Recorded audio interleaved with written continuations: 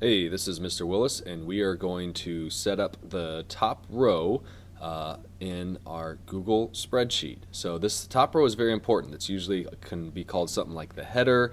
This is where you're not actually putting your data set, but you're telling us what is in this spreadsheet. Okay, so very important you do this right. In my example, I am going to make a spreadsheet about the top grossing movies of 2016, the movies that made the most money. So I'm going to have two columns. In the first one, this is where I'm going to list my movie title. And so everything underneath here is going to be the title of different movies. And then I'll click over in the next box. Another thing I can do is if I've filled in this box, I can push the tab button on my keyboard. It'll jump me over. And in this one, I'm going to give it the title Worldwide Box Office, which means how much money it made throughout the entire world. You'll notice that with any cell like this, once you type something into it, it's going to kind of pop out here. In order to lock in what you've entered, you want to push the Enter key on your keyboard, and that'll lock it in. You're now free to go and check on any other cell here. Now notice a couple things here. First of all, Worldwide Box Office was a little longer, and you see how it's running over into the next column.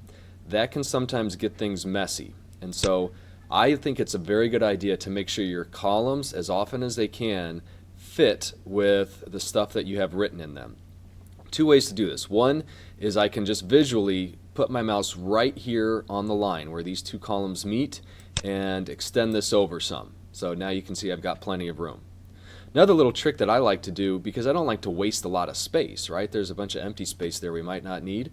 If I put my mouse right on that line between the two columns here and double click it, it automatically sets itself to a length where it's wide enough to fit all the letters, but there's not a bunch of extra space. I'll do the same thing with movie title here as well.